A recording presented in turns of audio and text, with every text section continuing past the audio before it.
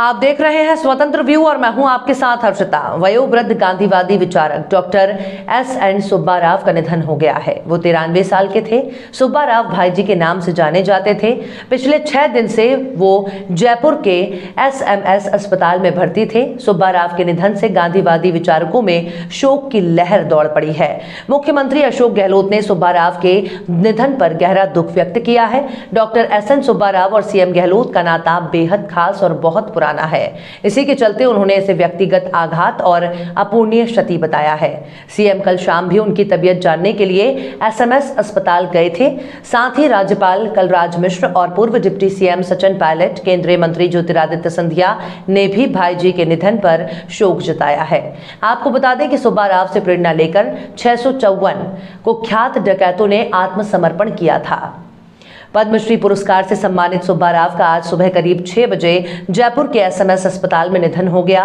भाईजी का पार्थिव देह जयपुर के विनोबा भावे केंद्र में अंतिम दर्शनों के लिए रखा गया है। सुब्बा राव का पार्थिव शरीर दोपहर 12 बजे जयपुर से मुरैना के लिए रवाना होगा। शाम को 5 बजे मुरैना बैरियर चौराहे पर पहुंचेगा। इसके बाद जौरा स्थित गांधी आश्रम में ले जाया जाएगा। वहां उनका अंतिम संस्कार किया जाएगा। भाईजी के निधन पर मुख्यमंत्री गहलोत ने गहरा दुख जताया है। मुख्यमंत्री गहलोत ने ट्वीट करते हुए कहा कि वयोवृद्ध गांधीवादी भाईजी डॉक्टर एस.एन. सुब्बा राव जी के निधन से मुझे व्यक्तिगत रूप से बेहद आघात पहुंचा है।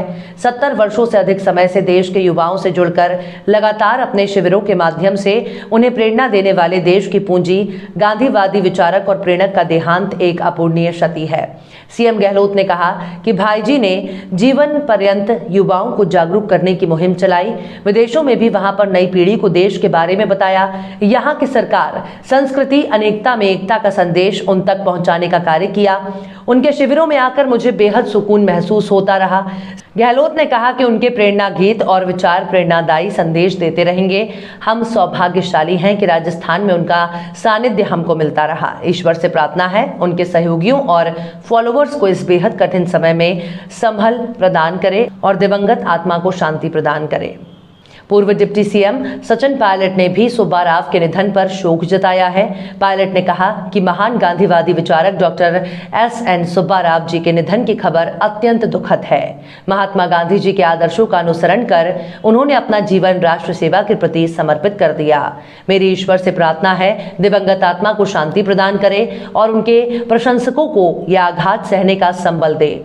गांधीवादी विचारक डॉक्टर एस.एन. सुब्बा राव का कर्नाटक के बेंगलुरु में 7 फरवरी 1929 को जन्म हुआ था। सुब्बा राव स्कूल में पढ़ते समय महात्मा गांधी की शिक्षा के प्रेरित थे। वे 9 अगस्त 1942 को मात्र 13 साल की उम्र में आजादी आंदोलन से जुड़ गए थे। ब्रिटिश पुलिस द्वारा गिरफ्तार करने पर उन्होंने दीवार पर क्विट इंडिया लिखा था। तभी से सुब्बा राव स्वतंत्रता संग्राम में सक्रिय हो गए थे। उन्होंने छात्र जीवन के दौरान स्टूडेंट कांग्रेस और राष्ट्र सेवा दल के कार्यक्रमों में भाग लिया था। सुब्बा राव पद्मश्री अवार्ड से सम्मानित थे। गांधीवादी विचारक डॉक्टर एस.एन. सुब्बा राव 1951 में कांग्रेस सेवा दल में शामिल हुए थे।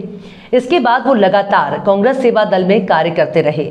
उन्होंने पूरे भारत में यूथ शिविरों का आयोजन किया। युवाओं और महिलाओं के बीच सुब्बा राव की लोकप्रियता थी।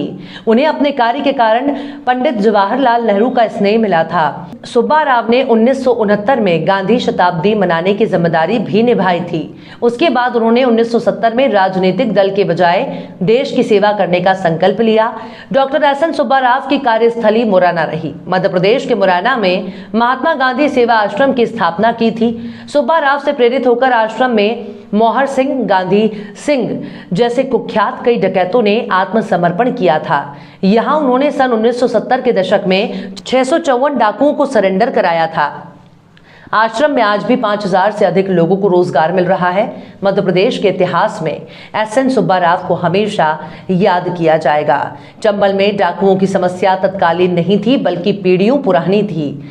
जिन 654 डकैतों ने सुब्बा राव के कहने पर आत्मसमर्पण किया, वो सब खुद को अपराधी नहीं बल्कि बागी कहते थे। डाकू बनने के पीछे सबकी अपनी कहानी थी और हर कहानी के मूल में सरकार का फेलियर था या फिर पुलिस का अत्याचार था। इस तरह के बागियों के मन में सरकार के प्रति विश्वास जगाना और 5000 से ज्यादा लोगों की हत्या कर चुके 654 डाकुओं को सरेंडर के लिए राजी कर लेना निश्चित रूप से वर्ल्ड रिकॉर्ड है। कल के तेरे टीम से और वो ट्रेन से आए, मैं 5-6 बार इनसे मिला अभी पिछले 7-8 दिन में।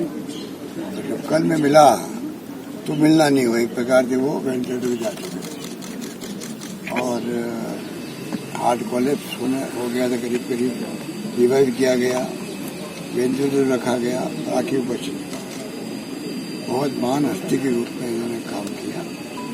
जब वो सेवा दल में पहले थे ये, तब भी समर्पित होकर काम किया और उसके बाद जिंदगी भर युवाओं के प्रेरणा देने के लिए जो शिविर लगाते थे वो देखने लायक थे।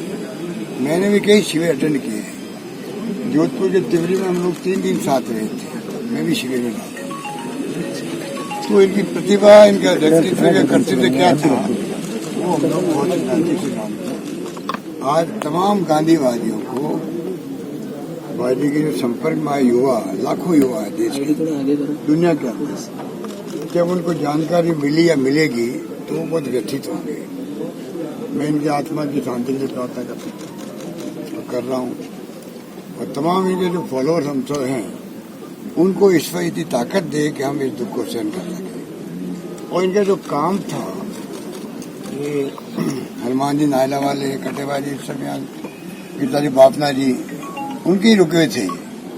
तो ये जितने लोग हैं और भी कई लोग हैं, उन सब ने खूब सेवा करी अभी पिछले दिनों में। अब भी हम चाहेंगे कि उनका जो काम है वो युवाओं को प्रेरित करने वाले इनके शानदार गीत थे, कोई गीत भी सुन ले इनके खुद के आवाज के अंदर शानदार इनकी आवाज थी। तो आप कोई भी युवा देश का वो प्रभावित होए वगैरह नहीं सकता। इस प्रकार के इनके गीतों के अंदर जो भावना है, देश प्रेम की भी है, युवाओं को प्रेरित करने वाली भी है। आपस में प्रेम, भाईचारा, मोहब्बत रहे, लोग रास्ते पे चले, सत्य पे चले, अहिंसा पे चले।